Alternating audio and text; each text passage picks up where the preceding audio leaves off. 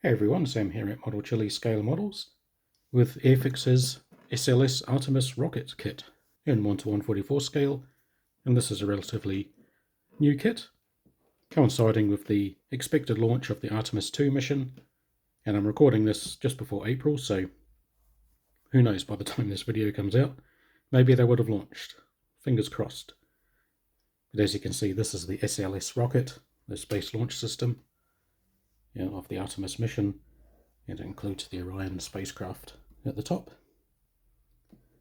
And lovely artwork on the front, and even on this side, some really nice artwork there.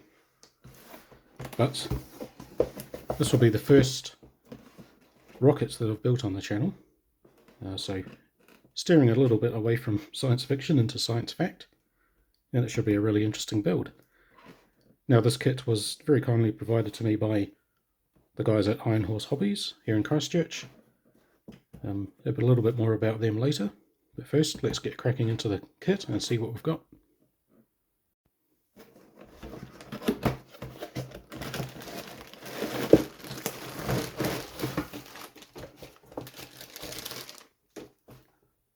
So this kit does provide some paint, some brushes and some glue.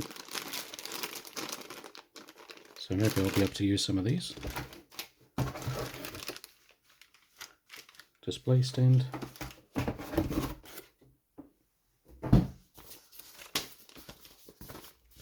And quite a nice thick instruction booklet.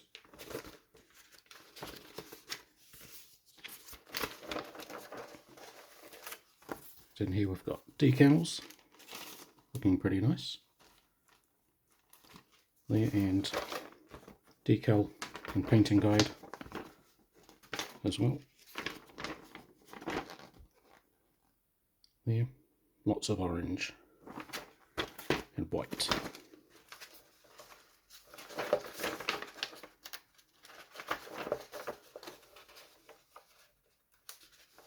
Alright, so I'm going to study these instructions, get the plastic out of the bags, and then we'll make a start.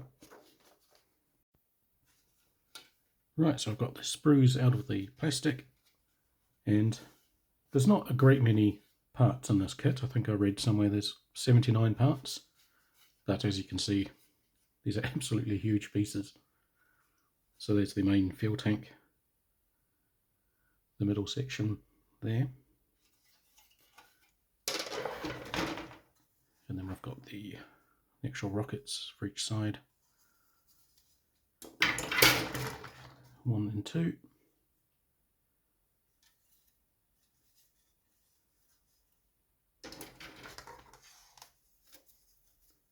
And then here's the pointy end, some piping, a few more detailed parts. So just having a quick look at the instructions, I'm hoping that I'm going to be able to do most of this as sub-assemblies once we get to the start. So constructing the main fuel tank, putting all that together, then painting, and then doing the rockets separately, because you've got the white rockets, the orange fuel tank. So yeah, some nice clear instructions here. Looks like I'll be able to construct most of the cylinders as one bit and then paint.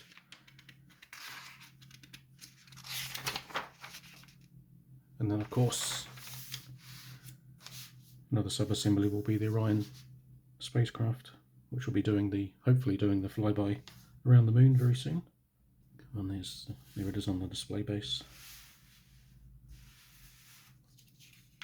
Cool. So I'm going to start popping some bits off and start gluing them together. And yeah, so a big shout out and thanks to Iron Horse Hobbies for sponsoring this video. They've provided me with this kit to review and build. And I've recently had a lot of my models on display in their display cabinet over March. Hopefully you saw my previous video on that. So that was really cool to get my stuff out in the public, let other people see it. I got some really nice feedback, both in person and online, so big thanks to all of those who went to go see it. And yeah, I feel for a lot of you who it's just too far on this side of the world, but hopefully I'll have another chance to do it again in the future. But yeah, it's a really awesome local hobby shop. They're really supportive of the community, and yeah, so a big thanks to them, and I'll put a link in the description for their website so you can go check them out. Right, so I've separated all of the parts I need for the initial assembly, so I'm just going to go and clean up all of the nubs and start putting it together. Alright, so having a look at the dry fit, first impressions is that it's a very nice join, although it kind of naturally just wants to separate in the middle there. But once you've got it together, the seam pretty much disappears. So I just got to make sure I glue it just exactly right. Although luckily the seam is along where the rockets will sit, so hopefully a lot of it will be hidden behind those anyway. But first I need to attach these support structures.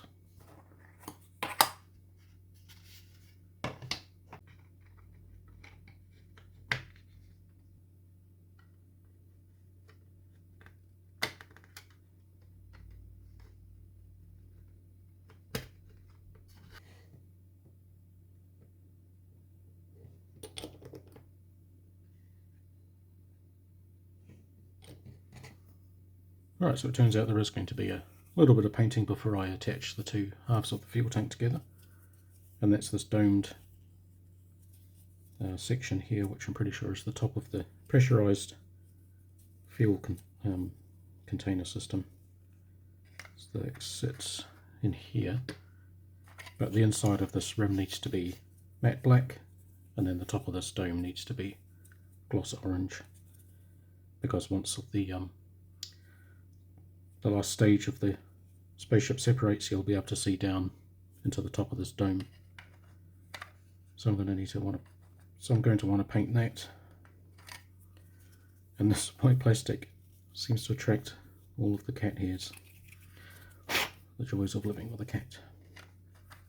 But yeah, so I'm going to prime this black in here and the other half as well. Prime those black, paint this gloss orange, or just an orange, and then put a gloss clear over the top. Glue it in there, and then attach the two halves together. Alright, so for the black primer I'm using Vallejo black primer.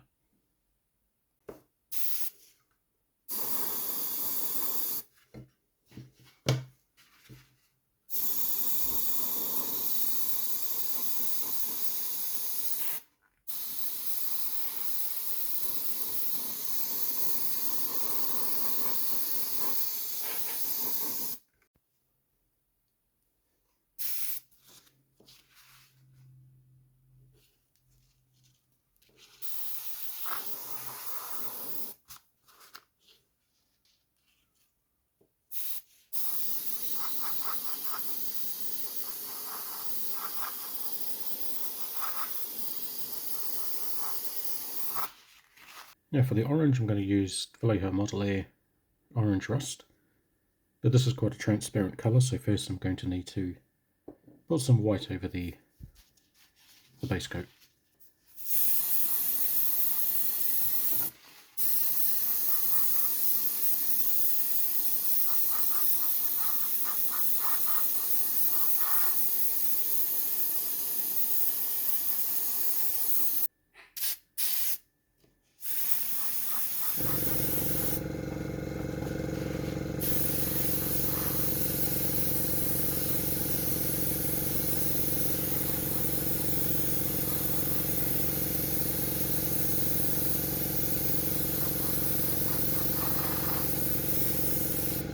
Right, so there's that piece painted orange, and I think that's shiny enough. I don't think I need to put a gloss coat over the top. And the actual colour matches are pretty good. compared to the box art and the colours in the painting instructions. So yeah, this orange rust, pretty good colour match. So now I just need to glue it into this half.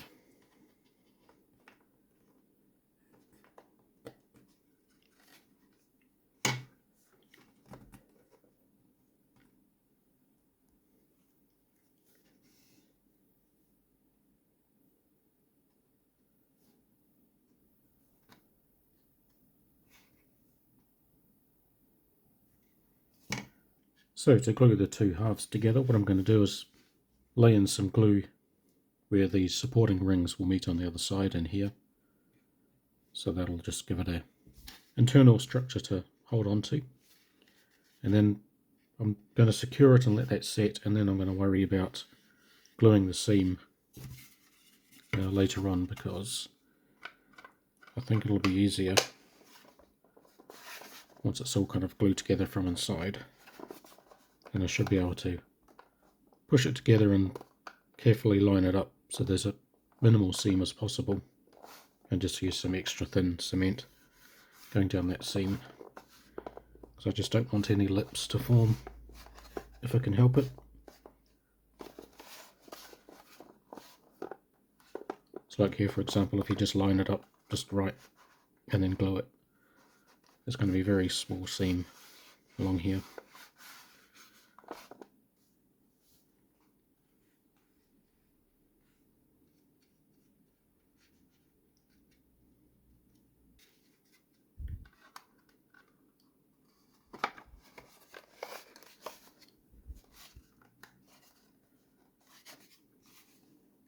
And now I'm just going to use some rubber bands to hold it all together.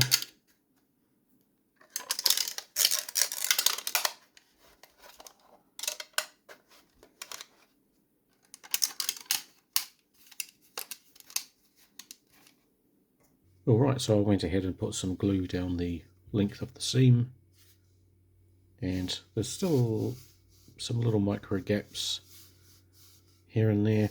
A lot of it's joined up really well, so I'm just going to sand the seam back just to get it as smooth as possible.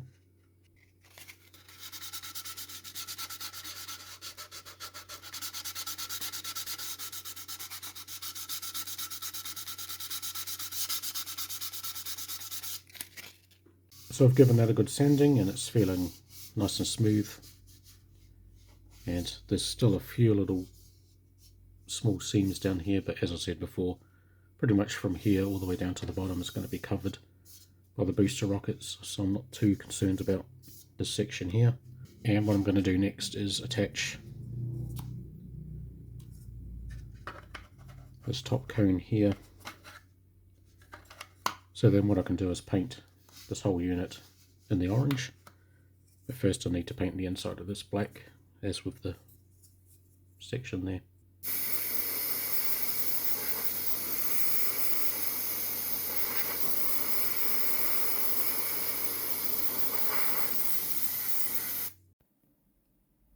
Alright, so that's the core stage and the boosters put together, and the rocket part for the core stage there. I've not glued on the engine nozzles just yet, because I'll paint these separately and then glue them on later. And also for the core stage I'm going to attach all of this piping on after painting, just so it's easier. I can paint these separately and then attach with a bit of super glue at the end. So that's all the boosters done, and now it's time to start constructing the top stage.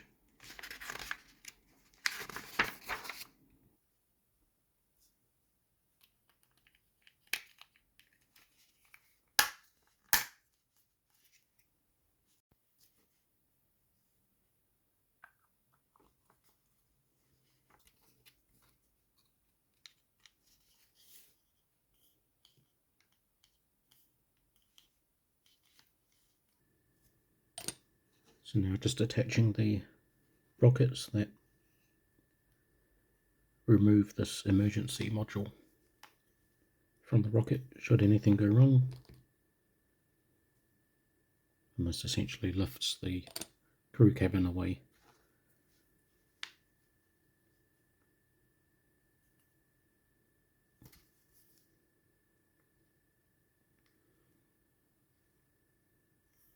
So the actual Orion capsule would be housed inside this cone here. And it's a real shame the kit doesn't provide the actual Orion spaceship inside. Would have been nice to have that as a separate little display to the side.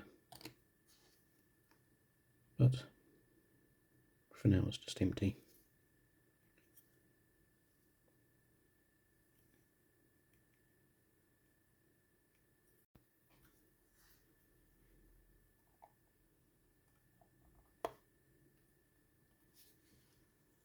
So that's the final stage mostly complete, and that can just temporarily sit at the top there. It kind of twists and locks in, so you don't need to glue it in place. And there's just the propulsion section of the end of this, which is these multiple parts which all need to be different colours. So these are black, some of these domes are silver. Now I think these are helium tanks, these are orange, so it's quite a complicated painting pattern, so I think it's going to be easier to paint all of these separately and then put it all together at the end. So first I'm going to prime all of these black and then prime everything else black, ready for their base coats.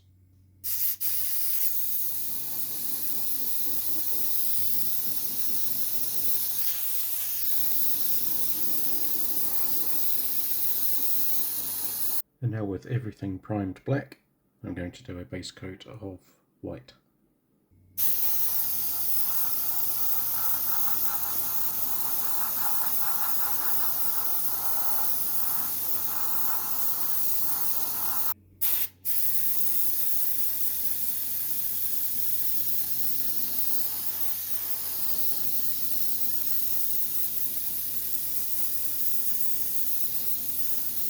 So as you can see, I've got all of the base coats down, the white and the dark orange. Now for the dark orange I wanted something that was a little bit darker than the orange rust that I previously used. And the only other colour I had was this Vallejo Model Air orange, which is far too bright and rich for that kind of muted rusty colour. So what I did was mixed the Vallejo Model Air orange with a bit of white and just a tiny bit of blue, just to make it a brownish colour, and then lightened it up a little bit more with white to get that nice light rusty colour. Well, it's darker than the one I used before, but it's about right. And so the next step is to paint on the lighter coloured bends that you see in the core stage. There's a few there, and these strips up the top there, so I'll do a bit of masking and spray on a lighter orange. So I think what might be easiest is that there's a lighter strip that goes right around here, and another one just about here. So instead of laying on masking tape above all of these difficult protrusions, what I might do is just spray on freehand with the airbrush a lighter strip where the lighter strip is, and then just mask off where I want the lighter colour to be, and then spray on the base dark orange. So hopefully that makes sense. It's a little bit of negative masking, I guess.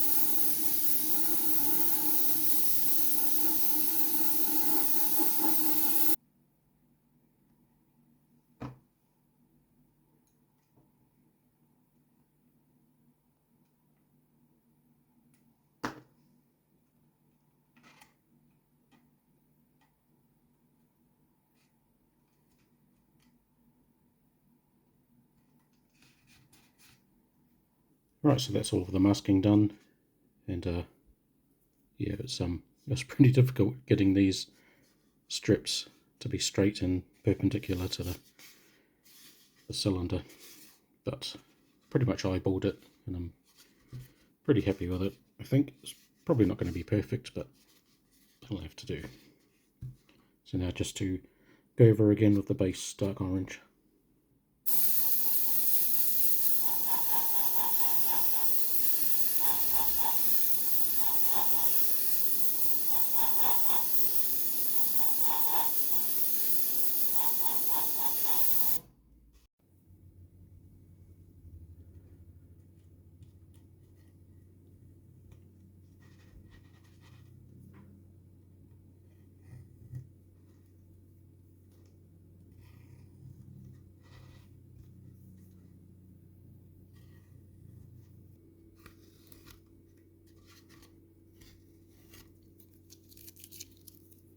Right, so the masking is done.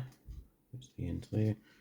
Now I just need to go around and brush paint on a few more spots of the lighter orange in various places.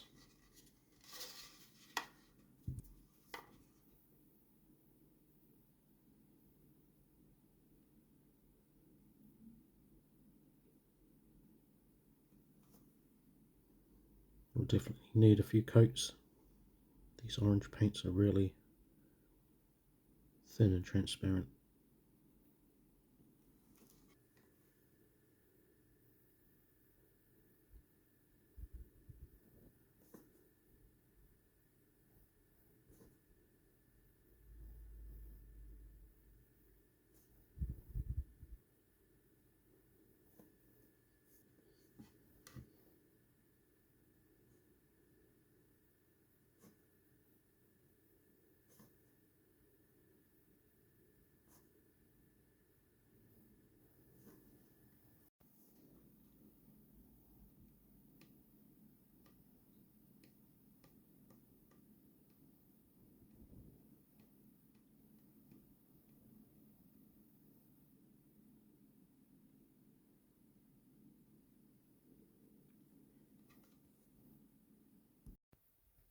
So the painting is pretty much complete.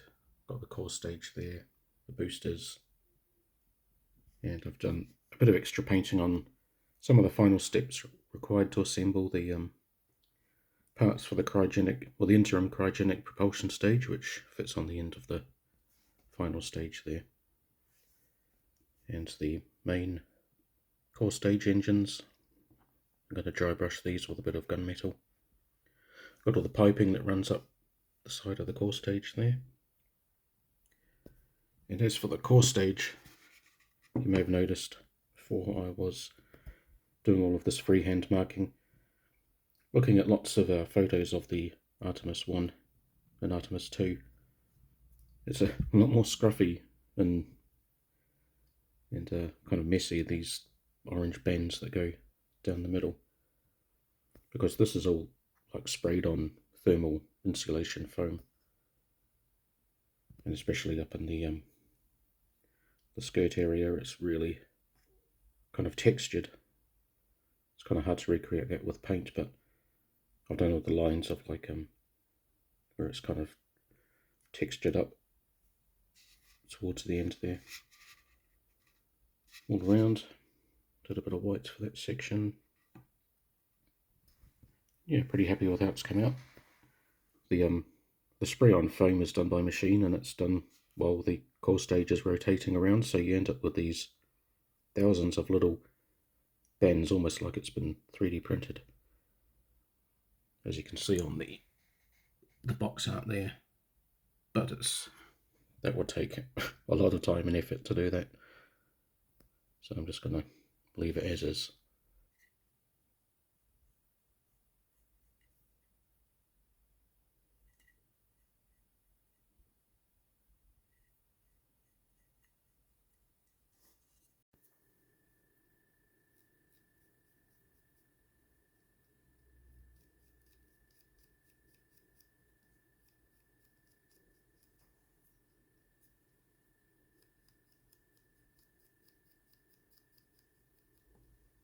And now for the gloss coat, I'm going to use Tamiya TS13 Clear.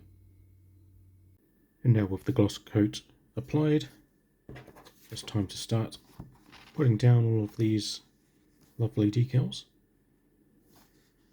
The sheet got a bit squashed in the box there, but shouldn't be a problem. So just having a look at it. These got the booster decals and then core and upper stage on the side, and this big nameplate for the base. So first I'm going to start with the upper stage.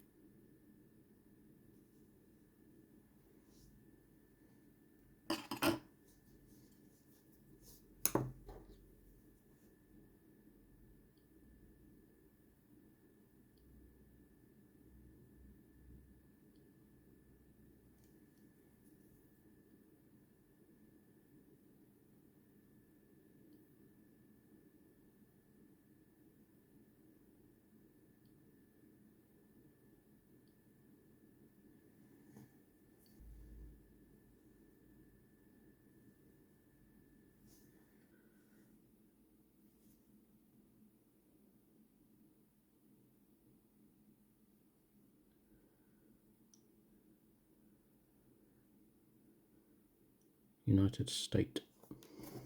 I think we do. Okay.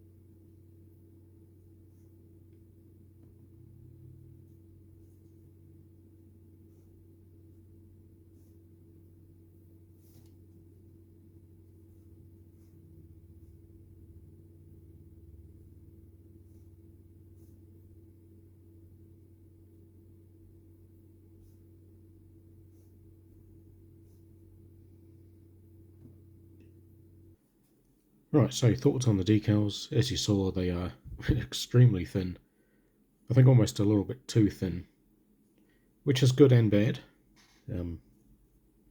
As you saw, especially placing one of these flag decals, the fact that they were so thin just meant they wrapped around each other extremely easily, and often I had to fight to get some of these decals untangled, just because they were so willing to bend around. And also they've really cut down on the backing sheet. So for example, this United States one, like there was no backing between the words and the flag, and also with the NASA worm logo, it was all pretty loose, each line of the letters and everything. So yeah, they're definitely not for beginners, these decals. You need a little bit of an experienced hands to get these to lie down nicely. But the plus side of them being so thin is that they can form extremely well. They didn't need much microsole, so that was sitting over the rivets there. And yeah, they're you can't really see the carrying film, and they super thin, and they look pretty much painted on. So that's the plus side. The downside is that they can be very tricky to work with. None of them tore or broke, so they're quite strong even though they're quite thin, so it's that at least. And looking at the solid rocket boosters there, these big NASA decals. Again, just the lines of each letter was its own decal, so there's no like backing film to the whole thing. So while they allowed it to conform really nicely to these conduits, it was very tricky to get everything lined up in the right place. So again, extra caution and care is needed when laying some of these down. These black strips went down quite easy, a lot easier than I thought they would go down. So that's good. And yeah, there's so many of these identification checkers. Yeah, some of them go this way with the black on the top left, and then some of them go with the black on the top right. And so it's quite tricky to keep up with which one goes in which direction. I'm pretty sure there's a couple of them that I've messed up, like doing them back to front. But overall, I don't think you'll really notice. I think one of the ones on the core stage,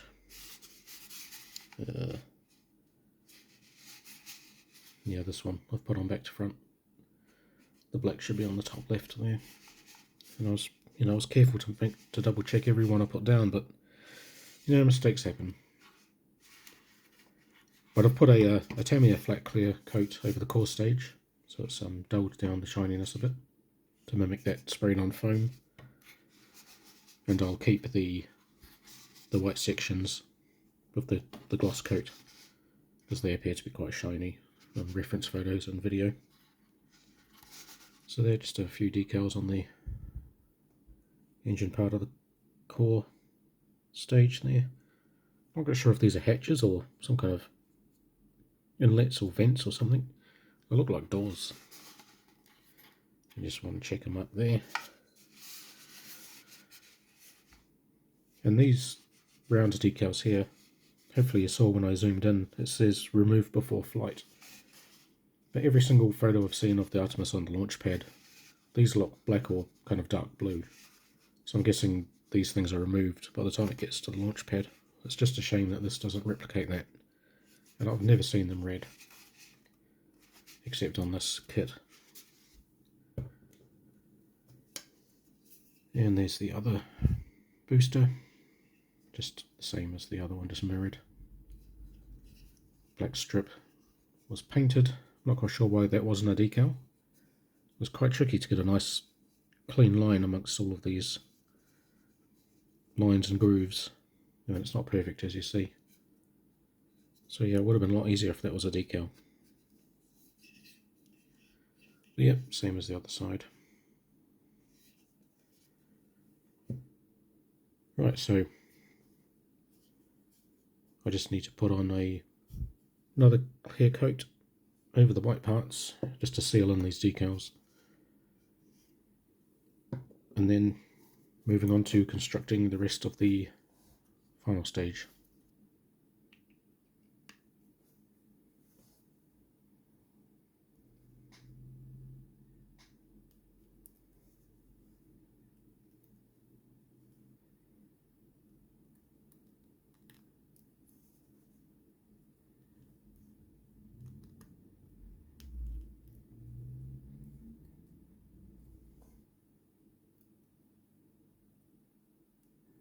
Alright, so there's the upper stage complete. Now I just need to install it to here.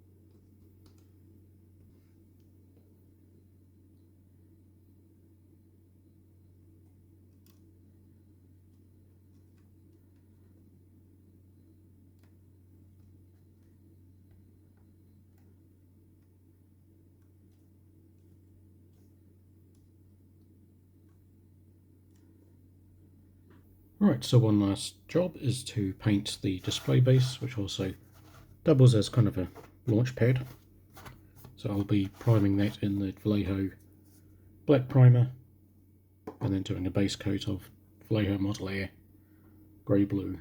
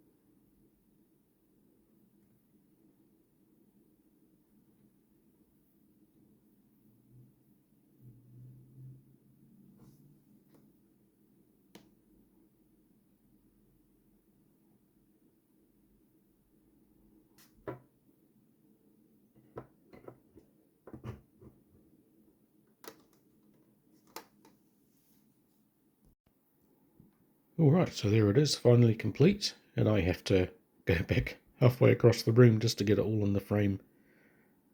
It's such a big model. Well, let's get a bit closer. Yeah, I'm super happy with how this came out. It was a little bit more involved and challenging than I was expecting. I've never done a realistic rocket before, so this is a bit of a first for me. But yeah, I'm pretty happy with how it came out overall. And it's also the first Airfix kit that I've done in quite a while. So I was quite pleased with how well the kit went together. I didn't really do much filling or sanding for the seams, but they're hardly noticeable at all, really. That was all just pure fit. So good job, Airfix. They seem to have come a long way with their fit quality. But yeah, I mean the parts count wasn't huge. Quite a simple kit by that measure, but still quite probably an intermediate kit, I'd say. especially considering the decals and just the amount of painting and masking that you need to do. And so taking a quick look at the backside, at least as far as it's positioned on the launch pad, which is a shame because this is the more interesting side with more piping and conduits going down the length of the core stage there.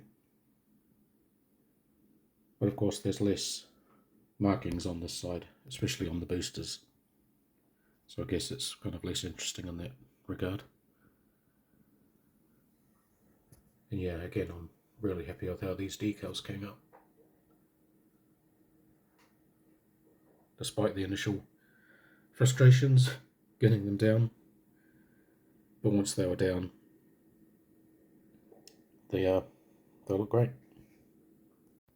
So yeah, overall it's a very impressive display piece. It certainly will take pride in my collection, I think, and it's definitely got me interested in building more rockets, especially the Saturn, maybe even the Space Shuttle. So I might keep my eye out for any more interesting kits for those, and hopefully they do a detailed kit, or someone does a detailed kit of the actual Orion capsule inside there,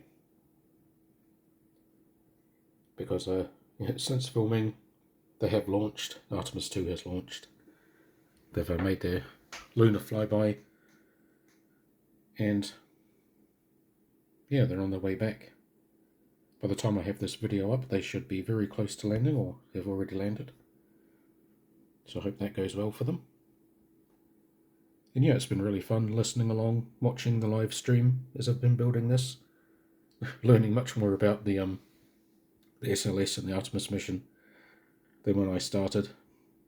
So I know all the components and all the names of all the different stages and all the technology that's gone into it, especially how they insulated the core stage there, and the fact that these boosters are pretty much space shuttle boosters, and it's a patchwork of recycled parts from space shuttle missions. So each segment is from different boosters from different shuttle missions, which I found really interesting. And all of those were recycled, of course, but now apparently these boosters on the Artemis are just ejected and just fall to the bottom of the sea. So it's kind of a shame that they're being wasted like that. But I guess they have their reasons. Alright, so that wraps up this build. I hope you've enjoyed watching, and if you've got any questions or comments, please leave them below. And again, a big thanks and a big shout out to Iron Horse Hobbies for providing me with this kit to build and review.